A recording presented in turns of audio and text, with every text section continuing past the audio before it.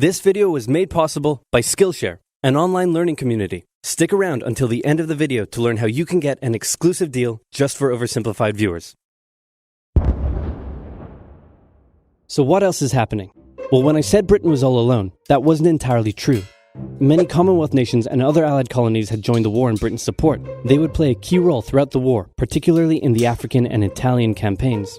On the Axis side, Germany, Italy, and Japan signed the defensive tripartite pact, bringing their military alliance even closer together. The Soviet Union's war against Finland should have been an easy victory, but it became a humiliating struggle, and their military ineptitude was put on full display.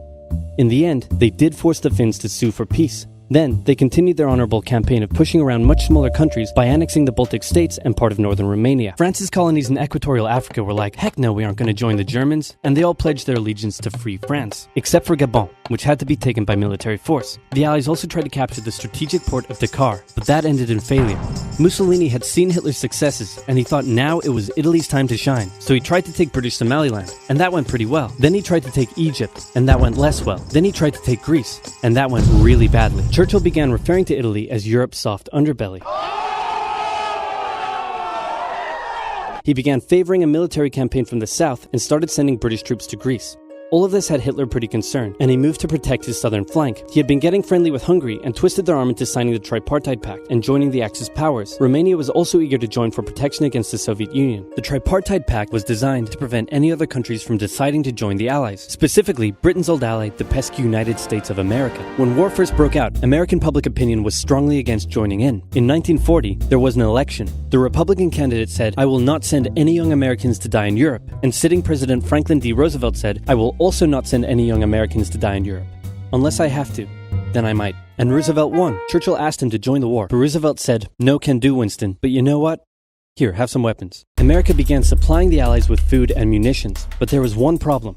German U-boats were sinking thousands of Allied supply ships in the Atlantic, including American ones. If the Germans could sever Britain's supply line, the UK would starve. Throughout the war, the Allies had to come up with better technology to fight the U-boats. Improved radar, aircraft with longer range, better weaponry and convoy tactics. At one point, a man even called a meeting and said, "Pykrete, you take some wood, you take some ice, you put them together, you get pykrete." And then he pulled out a gun and shot some wood and it shattered. And then he shot some pykrete and the bullet ricocheted off it and hit someone else in the conference room. Then they tried to make a pykrete aircraft carrier, but that idea was scrapped because that's a really dumb idea. In the end, Alan Turing and his team of codebreakers cracked Germany's Enigma code, and the U-boats gradually became less and less of a threat. Back in Africa, Britain decided to push Italy out of Egypt. Hey, that was pretty easy, so they kept going. Hitler realized he was going to have to finally step in and do something. He went to Bulgaria and Yugoslavia and said, "Hey, I'm going to move troops through you to get to Greece, so either join us or, be invaded." Bulgaria opted to join them. Yugoslavia opted to be invaded. Then Greece finally fell to the joint German-Italian invasion. The British had moved troops from North Africa to fight in Greece, which helped Rommel and his tank divisions push the British back to Egypt, and they could have kept going, but a small, mostly Australian force held out under siege for 8 months in Tobruk, denying the Germans a strategic port city and disrupting their supply line. Despite having some success in the Middle East, the British didn't seem like any real threat for now. Hey, Soviet Union, look out! With 3 million troops, Hitler launched the largest ground invasion in history, and Stalin was far from ready. Both Churchill and Roosevelt had warned him of an impending attack, but he dug his head in the sand and the Soviets didn't stand a chance. Germany made staggering progress, with huge encircling movements capturing mind-boggling numbers of Russian troops. 250,000 at Bialystok, Minsk, 300,000 at Smolensk, nearly 700,000 at Kiev, and again at Vyazma and Bryansk. Leningrad was put under a siege that would last an insufferable 4 years. The invasion of Russia had been Hitler's main ideological goal from the beginning, and his hatred for the ethnic peoples there was now unleashed in all its fury. The Eastern Front of the Second World War was brutal for all that endured it. The Germans were now inside of Moscow, and that's it. It's all over. But then it happened. It got cold. Stupid cold. Hitler had hoped the Soviets would give up before winter, but they kept fighting. His commanders came to him and said, "Can we please dig in for the winter and wait until spring?" "No, keep going." "But oil is literally freezing inside our vehicles." "That's fine, keep going." "We're having to leave the corpses of our frozen horses by the side of the road so we can still find our way in the snowdrift." "Perfectly normal, keep going." Hitler hadn't given his millions of men winter clothing and supplies because he thought he really should have won by now. Then, Stalin called in troops from the Siberian front, specially trained to fight in the extreme cold, and the Germans were no match. They were now being pushed back. They had no choice but to dig in and wait for winter to end. Germany's victories were staggering, and Japan was eager not to miss the victory bus. Their war in China had come to a standstill, but they wanted to keep expanding their sphere of influence and getting those sweet raw materials. They began making plans to expand southward, but there was a problem. Southeast Asia was heavily colonized by America and Great Britain. It was also full of ocean. Ocean meant naval combat, and there was no way the Japanese Navy could stand up to the US and the UK. So they thought, wouldn't it be nice if we could destroy their navies before we begin our conquest? And so it was. On December 7, 1941, the Japanese launched a surprise air raid on the US Pacific Fleet at Pearl Harbor and inflicted a huge amount of damage. They also attacked British colonies in Southeast Asia. Roosevelt had no choice but to declare war on Japan, and so did Churchill. Hitler then declared war on America, even though he totally didn't have to. The attack on Pearl Harbor seemed like a big Japanese victory, but they didn't attack any of the naval repair yards, fuel storage tanks, or the submarine base, meaning the Pacific Fleet would be up and running again pretty soon. In the meantime, though, the Japanese were able to begin their conquest. They took Guam, the Gilbert Islands, Wake Island, Hong Kong, and the Philippines. They forced Thailand to join them so they could march their troops through to Malaya. They swept through Singapore, North Borneo, the East Indies, New Guinea, the Solomons, and they were now threatening northern Australia and the borders of India. Japan's victory had been as staggering as the Germans, and it reinforced the Japanese idea that this was a divine war which they were destined to win. But their victories had been based on speed, not power, and power would eventually catch up with them. For now, though, in all occupied nations, the people suffered. Persecution, forced labor, harsh punishments for any who spoke out against their occupiers. In Europe, the Nazis were rounding up ethnic minorities and other unwanted groups and individuals. In particular, millions of Jewish people would suffer through the terrible events of the Holocaust. Brave resistance movements rose up in defiance of their invaders, while the people held out for hope. And hope was coming. Winter was over, and Hitler could continue his push eastward. But this time, he switched up his strategy. He wanted to focus on the south. His plan was to cut off the Russian armies in the Caucasus, an area full of oil, and then invade the Caucasus and take all the oil. His forces moved across the north with ease, and Hitler got cocky. He rerouted the 4th Panzer Army south early, leaving the 6th Army to complete the encircling movement alone. To do so, the 6th Army had to reach and take the key Soviet city of Stalingrad. The Russians defended it fiercely, and Stalingrad saw some of the harshest fighting of the entire war. The Soviets held up the German advance for 5 months as they battled in the war-torn city, which bought them valuable time. When the Germans had first launched their invasion a year earlier, the Soviets had moved their factories to the east. Those factories had been building a butt-ton of tanks and aircraft and getting the Soviet army up to scratch. Now, it was ready. Stalin gathered his new and improved forces around the city, and in an attack that resembled Hitler's own encirclement tactics, they began surrounding the 6th Army.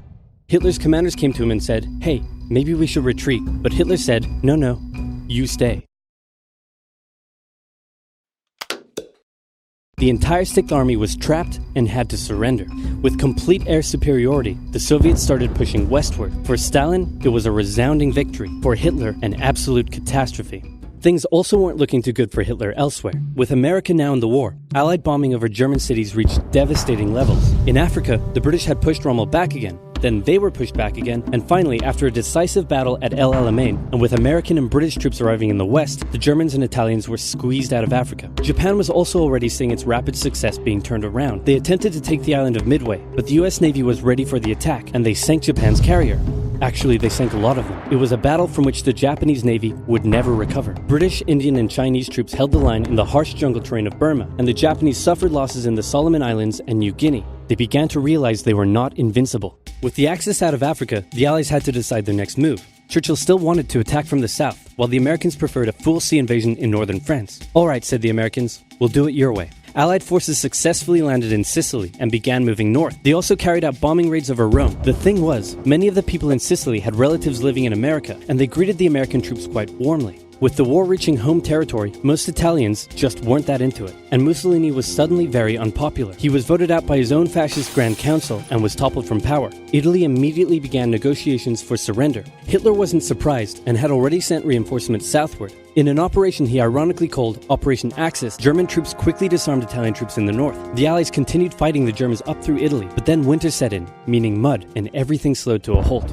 "All right," said the Americans, "let's do it our way as well." Germany had made itself a lot of enemies, and millions of Allied troops had been gathering in England as factories worked around the clock producing the war material needed for a super crazy massive the likes of which the world has never seen before invasion of Europe. The Germans knew an Allied invasion would come, but they didn't know where it would land. Thanks to Allied deception tactics, they thought there was a pretty good chance it would come at Calais, but the Allies were really going to land in Normandy because it was less fortified and the beaches were nicer. Under the careful planning of General Dwight D. Eisenhower, the invasion that had been long in the making was just about ready to go. Just one thing was preventing the launch: the British weather. For For a short while, everyone sat around waiting for a decent day, and then it came. On the night of June 5th, over 1,000 bombers took off and raided coastline defenses, while paratroopers were dropped inland in a bit of a chaotic operation, tasked with sabotaging defenses and capturing key bridges to stop any German reinforcements from reaching the beaches. Early the next morning, the barrage came, as Allied ships fired a huge number of shells at the German fortifications, and then the landings. The Americans at Utah and Omaha, the British at Golden Sword, and the Canadians at Juneau. It was a tremendous struggle with a great loss of life,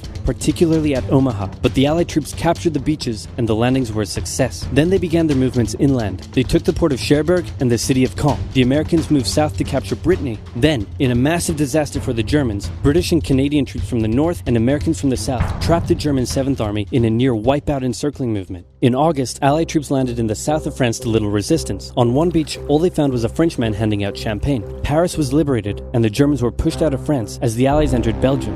In the Far East, the Allies started to push the Japanese out of Burma, as the Americans launched a two-pronged offensive in the Pacific. In the south, General MacArthur led the push to liberate the Philippines, while General Nimitz oversaw the brutal island-hopping campaign. American forces had to make hard-fought landing after hard-fought landing on fiercely defended small islands as they moved steadily towards the Japanese mainland. The Japanese believed that the greatest thing a person could do was to die in battle, and the most dishonorable act was to surrender. As a result, they fought ferociously to the very end, and the closer the Americans got to the mainland, the more ferocious the resistance became. In February 1945, the Americans captured the island of Iwo Jima, and an intense firebombing campaign of Japan's wooden cities began. The Allies suffered some setbacks trying to liberate the Netherlands, but they were making progress and were now threatening the industrial heartland of Germany. Hitler's health, both mentally and physically, was rapidly deteriorating. Things were looking bad, and he was desperate. He said, "We need to turn this thing around, and I have just the trick. Remember a few years back when we blitzkrieged through the Ardennes and trapped the Allied forces in Belgium? Well, I'm going to do the exact same thing. Again." He gathered his forces and tried to pound them through the Ardennes. He used up the remainder of Germany's strength and resources, and he managed to create quite a nice bulge. He also trapped some American forces in the Belgian town of Bastogne. The Germans sent the trapped Americans a message saying surrender or be annihilated. When it was read out to the commanding officer, he said, "They want to surrender? No, sir, they want us to surrender." Nuts! And that's what they sent off as their official reply. General Patton's Third Army then managed to break the siege from the southwest, and the Germans were pushed back. Hitler's last-ditch attempt had failed, and what followed was a total collapse of the German forces. The Allies pushed into Germany from both sides. The Soviet Union took Warsaw and kept pushing to Berlin. In his bunker, Hitler realized all hope was lost. Berlin fell, and with it, Hitler's dreams of a great German empire. Two of the Axis nations had been knocked out. One to go. The Americans began their assault on Okinawa, the last island before they would reach the Japanese mainland.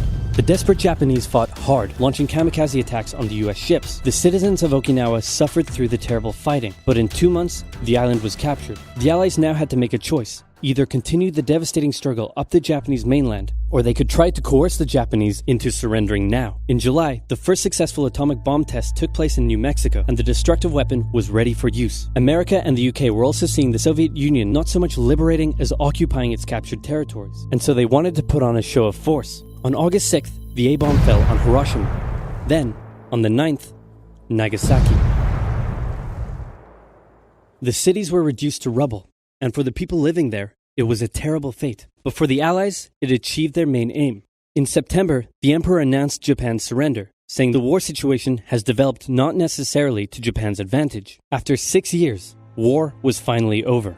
The Allies occupied Japan for 8 years. The Emperor was allowed to keep his position, but General MacArthur made sure this picture was printed in the Japanese press, to display to the Japanese people that their Emperor was not the divine, powerful being they had believed. Germany was divided between America, the UK, France, and the Soviet Union. In 1949, the Allied sectors were united into West Germany. The Second World War had been more terrible and destructive than the first. In its aftermath, two major superpowers with two very different ideologies had come out victorious, and the tension between the two of them would create a new kind of war. A very, very cold one. Wow, Churchill, that looks just like me. And your app is doing really well. And this quesadilla you made is to die for. How'd you learn to do all this stuff? I used the link in the description to get 2 months of Skillshare for just 99 cents. Wow, tell me more. Okay. Skillshare is an online learning community with more than 19,000 classes in design, business, technology, and more. Premium membership gives you unlimited access to high-quality classes taught by genuine experts working in their field, so you can improve your skills, unlock new opportunities, and do the work you love. If you want to learn how to create games, you can check out the courses on using Unity or creating vector art. There are courses for software development, music production, arts and crafts, or if you want to learn how to animate like I do, you can find loads of courses for beginning animation. And Skillshare won't take a heavy toll on your wallet compared to other learning platforms, with an annual subscription being under $10 a month. If you'd like to give it a try first, then I've got a deal just for Oversimplified viewers. The first 1,000 people to use this link, which can also be found in the description, will get their first 2 months of Skillshare for just 99 cents. That's right, just 1 cent short of $1. So be sure to sign up using the link in the description, improve your skills, and learn something new today.